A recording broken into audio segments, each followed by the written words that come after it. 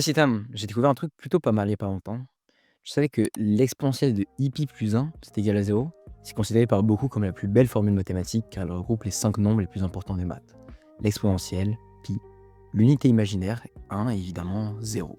C'est génial, non? Ah, c'est vrai que c'est fou. Mais par contre, concernant les 5 nombres les plus importants des maths, je veux bien, mais le zéro, enfin, je suis pas sûr. Je veux dire, je veux bien qu'ils soient importants, mais autant que les autres, franchement, ça m'étonne. La division par zéro, ça n'existe pas. 0 puissance zéro, pareil, logarithme de zéro, la même chose. Et sans vouloir faire l'enfant qui se plaint, additionner zéro, ça change rien, et multiplier par zéro, bah ça donne rien. Bah, je suis pas vraiment d'accord. 0, c'est pas rien. Sinon, on l'aurait pas créé. On peut le voir comme ça, mais tu peux pas m'enlever qui désigne une quantité nulle, donc rien.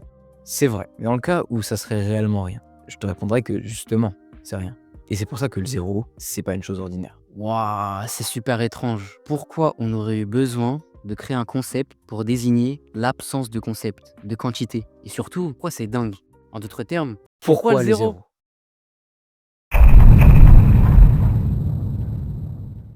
Dans un premier temps, je te propose qu'on réfléchisse au zéro, qui nous permet de comprendre l'existence, puis au zéro qui est une nécessité pour exister. Et je suggère de finir en voyant pourquoi le zéro est un paradoxe existentiel inatteignable. Mesdames et messieurs, installez-vous confortablement et bienvenue dans cette vidéo sur ce concept qui est bien plus qu'un nombre, j'ai nommé le zéro.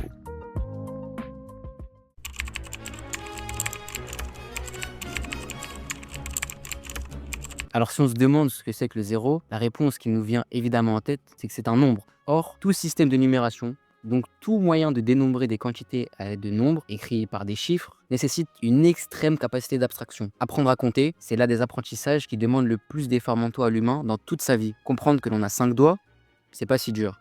Mais comprendre que 5, juste 5, désigne une quantité numérique et pas forcément 5 pommes, 5 chaises ou 5 lampes, ça devient vraiment complexe. Le concept de nombre auquel on n'attribue rien après est très abstrait. Si je vous demande de me définir un, qu'allez-vous me répondre? C'est l'unité? Bah très bien, mais votre explication, elle est clairement circulaire. C'est comme si je vous demandais d'expliquer le temps. C'est tellement évident que vous allez partir du concept de base, par exemple de la durée, pour m'expliquer ce que c'est, pour votre définition. Et ainsi, imaginez-vous les difficultés éprouvées par un enfant qui rencontre le zéro pour la première fois. Comprendre le concept d'une quantité qui n'est pas assimilée à un objet par défaut et qui de plus représente l'absence d'une quantité est extrêmement dur. Comprendre le zéro nécessite une grande capacité d'abstraction et représente alors une première étape dans l'acquisition d'une capacité de réflexion nécessaire à une compréhension de l'être. Avant tout, faisons un peu d'histoire du zéro. Au tout début, quand l'homme commença à compter ce qui l'entourait, les nombres servaient donc à dénombrer ce qu'il possédait. Il n'avait pas besoin du zéro parce qu'il ne dénombrait pas ce qu'il ne possédait pas. Mais quand les premiers systèmes de numération élaborés commençaient réellement à se développer, en même temps que les sociétés, et que les hommes devaient compter des quantités de plus en plus grandes, comme du bétail, ils, ou plutôt la civilisation babylonienne, rencontra un problème. Ces derniers utilisaient un système de numération positionnelle en base 60. Pour ne pas avoir à rentrer dans les subtilités de leur système, procédons par analogie avec le nôtre. Imaginez avoir à écrire 550 sans utiliser 0. On écrirait 55. Et si l'on voulait écrire 55 ou 505, ce serait la même chose. Alors ils ont simplement inventé un symbole, celui-là, pour dire ici il n'y a rien.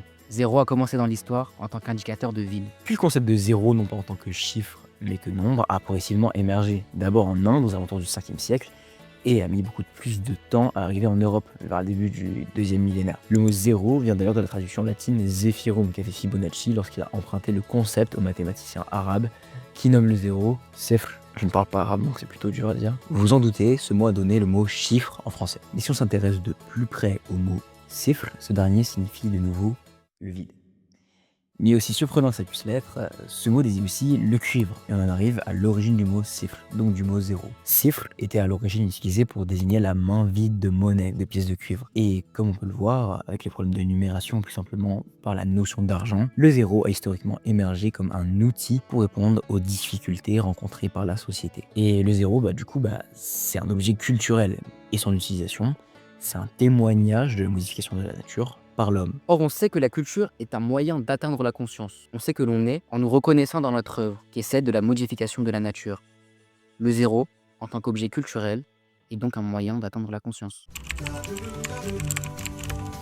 Mais quand même, je trouve que c'est étrange quand même qu'il y ait autant d'écart entre la date du début d'utilisation du zéro en Inde et en Europe. Enfin, je veux dire, 500 ans quand même. 500 ans, c'est beaucoup.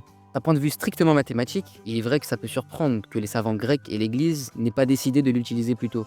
Mais c'est parce qu'avant même d'être un objet mathématique, le zéro, c'était avant tout un concept religieux. Si l'on s'intéresse rapidement à la religion hindoue, on se rend compte que le vide y joue une place très importante, si bien qu'il compose le 5e des éléments de la religion hindoue, en correspondant au concept d'éther, une sorte d'espace vide, mais qui en son sens est fertile, rendant possible toute manifestation. Mais ça, faut bien comprendre que c'était pas du tout le cas chez les Grecs. Et en effet, eux, ils refusaient absolument d'utiliser le zéro en tant que nombre, comme en tant que chiffre d'ailleurs, car d'après eux, le zéro constitue une sorte de déni de Dieu, car signifiant que rien était possible, signifiant que l'anéantissement de ce qu'ils connaissaient était possible.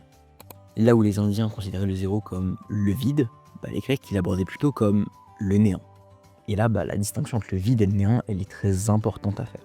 Le vide désigne un endroit où il n'y a pas de corps, pas de matière, et ça c'est physiquement possible. Regardez l'espace, il n'y a pas d'atomes. Bon, en réalité, je vous l'accorde, il y en a quelques-uns, mais c'est assez peu pour être considéré comme vide. Et dans le vide, on a de l'énergie qui se propage.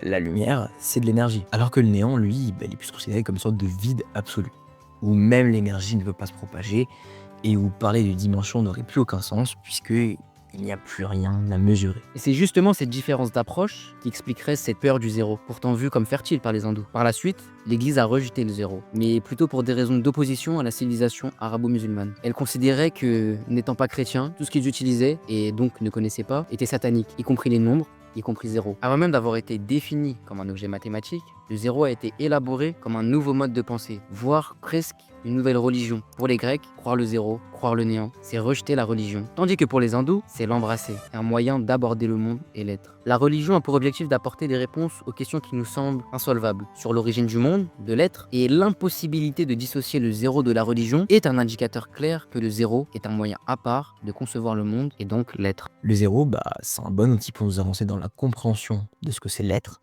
et donc par extension de ce qui n'est pas. Une distinction qui ne peut pas ne pas se faire pour pouvoir exister.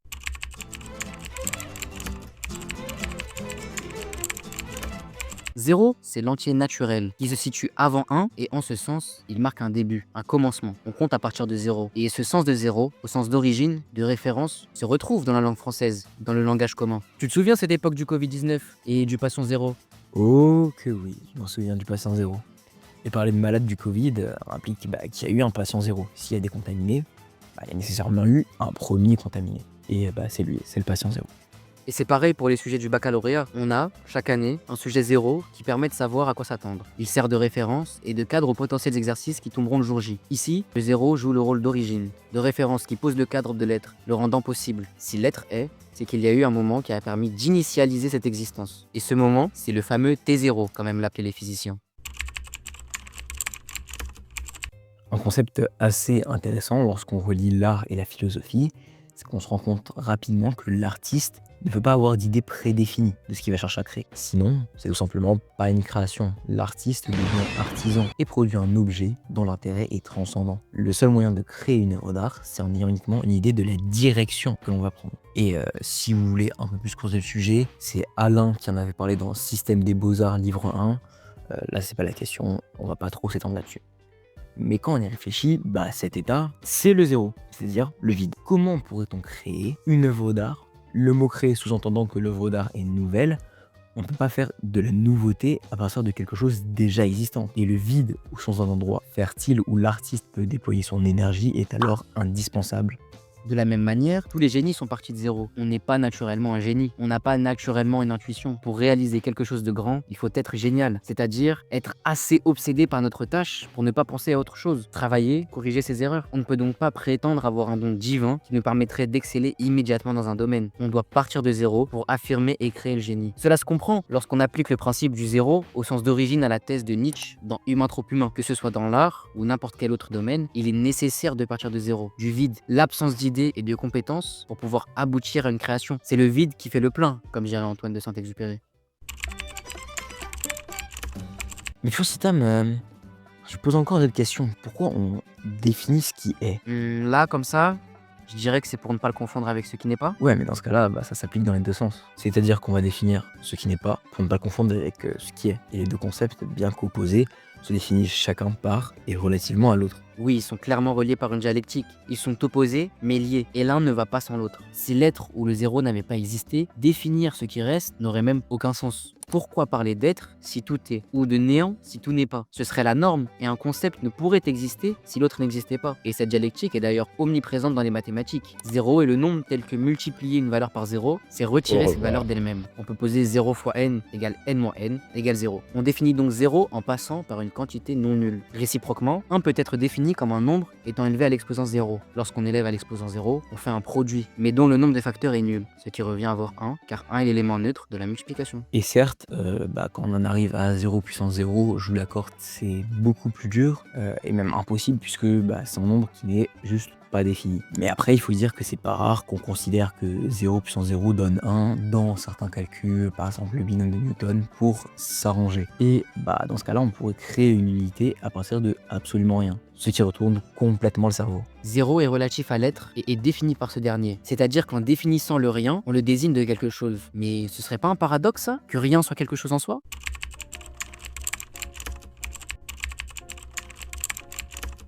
Et c'est vrai que là s'offre à nous le paradoxe du zéro. En utilisant le zéro, on attribue un nom à une graphie, une utilisation à absolument rien. Utiliser le zéro, c'est reconnaître que rien, c'est quelque chose. Et ça bouleverse presque tout ce qu'on a avancé auparavant. On désigne l'être par rapport à ce qui n'est pas. Or, on attribue à travers le zéro une existence à ce qui n'est pas, au moins conceptuel. Et les deux concepts censés être définis par opposition se retrouvent presque à fusionner, aboutissant à un paradoxe insoluble. Comment différencier ce qui est de ce qui n'est pas s'il faut attribuer une forme d'existence à ce qui n'est pas pour le définir? Et j'ai envie de vous dire, être ou ne pas être, c'est la question. Et tu trouves pas qu'il fait un peu froid là? Après, on va être bien loin du zéro absolu. Oh bolo, bien loin, presque infiniment loin. En réalité, les scientifiques sont unanimes. On aura beau tendre vers cette température de 0 Kelvin, la plus basse théoriquement possible, on ne pourra jamais l'atteindre. Et on peut d'une certaine manière le comprendre philosophiquement. Atteindre le zéro absolu, c'est se situer à la frontière du possible et de l'impossible. En atteignant le zéro absolu, on serait tout aussi proche des températures comptées négativement en Kelvin, de celles comptées positivement, aussi proche du possible que de l'impossible. On retrouve la même chose en mathématiques. 0 est la plus petite valeur absolue possible. Dit en termes non mathématiques, 0, c'est la valeur la moins grande que l'on peut atteindre si on considère que être grand dans le positif, c'est la même chose qu'être grand entre guillemets dans les négatifs. Et de nouveau, on se retrouve à la limite, aussi proche du possible que de l'impossible. Et d'ailleurs, pour ceux qui font vite fait des maths, la limite, c'est un terme mathématique. Diviser par 0, c'est impossible. Donc, ce qu'on va faire, c'est qu'on va se contenter de faire une limite pour avoir une idée de ce à quoi ça pourrait ressembler. On va diviser par une valeur extrêmement proche de 0, et ça va donner un résultat qui tend vers l'infini. En effet, imaginez diviser 1 par 0,5. Ça fait 2. 1 par 0,1, ça fait 10, qui est plus grand que 2. Donc plus vous diminuez la valeur du nombre dénominateur, tout en restant supérieur à 0, plus vous obtiendrez un nombre grand. Comme on peut se rapprocher infiniment du 0 sans jamais l'atteindre, on peut obtenir des valeurs qui se rapprochent de plus en plus de l'infini, aussi grandes que l'on veut. On peut donc dire que se rapprocher du 0, c'est se rapprocher de l'infini. Et si vous pensez que cette limite, c'est un truc plutôt marginal et inutile de mathématicien, laissez-moi vous répondre que même physiquement, voire philosophiquement, il en existe un exemple extrêmement concret. Quel serait l'objet créateur de 0 dans l'univers? Un objet créant un vide tout autour de lui, voire même un néant. Peut-être que certains petits malins l'auront compris, on parle bien d'un trou noir. Le trou noir, c'est un objet céleste qui absorbe tout ce qui se trouve autour de lui. C'est bien que ni la matière, ni même la lumière ne peut s'en échapper. Et la lumière, un petit rappel, c'est de l'énergie. On se trouve bien, non pas dans le cas d'un vide, mais de la concrétisation du néant. Autour du trou noir, il n'y a ni matière, ni énergie qui se propage. Et pourtant, cet objet créateur de 0, c'est un objet qui possède une densité infinie et émettant en son centre un champ gravitationnel de valeur infinie. Ici, se rapprocher du 0, c'est comme tendre vers l'infini. Les deux sont définitivement liés. Et atteindre le 0, ce serait atteindre l'infini. On peut presque se demander si leurs deux signes graphiques, un ruban sans début uniforme, ne sont finalement pas liés. D'ailleurs, tu sais d'où vient le signe du 0? Sa forme ronde, elle fait référence à la voûte céleste. J'aimerais revenir sur un petit truc qu'on avait dit au début. Tu te souviens de l'éther, le 5e élément dans la religion hindoue? Eh bien, malgré la réticence des Grecs à adopter le 0, il se peut qu'Aristote lui-même ait introduit un 5e élément, aussi nommé éther, qui cette fois-ci représenterait l'essence dans laquelle baignaient les astres. Une essence inaltérable et de nature divine. En réalité, l'éther, la traduction que l'on fait de Akasha, le vrai mot pour désigner l'éther en hindou, c'est très probablement basé sur le mot aristotélicien, donc le lien est moins fort qu'il n'y paraît. Autre chose, il se trouve que le dieu grec associé au ciel soit le dieu nommé, je te donne un mille, éther. Ainsi, pour atteindre le 0, baignant dans l'élément de l'éther, il faudrait atteindre la voûte céleste, comme l'indique sa graphie. Il faudrait se hisser au niveau des dieux, du dieu grec, Éther. En quelque sorte, il faudrait s'élever au niveau des dieux pour atteindre le zéro. Vous trouvez ça tiré par les cheveux? Eh bah très bien, si nous prenons 0 au sens de l'origine, du commencement, bah atteindre le 0, ça signifierait remonter jusqu'à la genèse du monde, pouvoir accéder à la vérité concernant cette dernière. Comment s'est formé le monde? Une question qui restera probablement toujours irrépondue par les scientifiques et à laquelle on ne peut répondre que seul Dieu sait.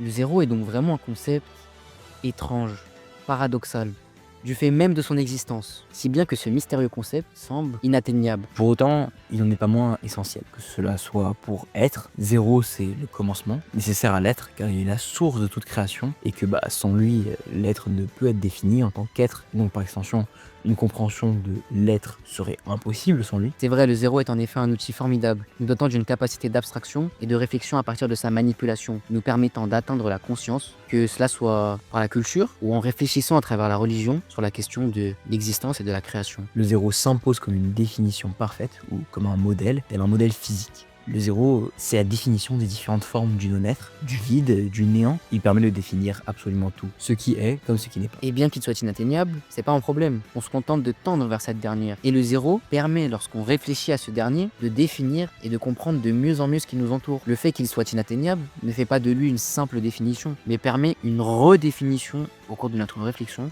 pour comprendre ce qui se cache derrière ce mystérieux concept. On espère qu'on a été clair, qu'on n'a pas été trop long, et comme vous avez pu le comprendre, le 0, c'est pas juste un nom, c'est un véritable concept et philosophique, et là on comprend bien pourquoi la philosophie et les maths, ça faisait qu'un dans le passé, et pourquoi les sciences dures étaient appelées la philosophie naturelle. Même si bon, on a pu le voir, le zéro pour le coup, il n'est pas vraiment naturel à comprendre. Petite voix de fin de vidéo, vous avez dû vous en douter, mais ça en fait c'est une adaptation d'un exposé de philo, dont on était plutôt fiers avec mon cher Citam. Et voilà, hein, c'est pas une vidéo comme on a l'habitude d'en voir sur la chaîne. Bref, et s'il y a des philosophes en commentaire, par pitié, restez calme, hein, on a probablement dit des petites bêtises, mais bon, ça fait abondamment qu'on essaie d'utiliser notre cerveau, donc je pense que c'est déjà pas mal. Et encore une fois, j'espère que ça vous a plu, que le format exposé il vous a pas trop dérangé. C'était Boulot. Ciao.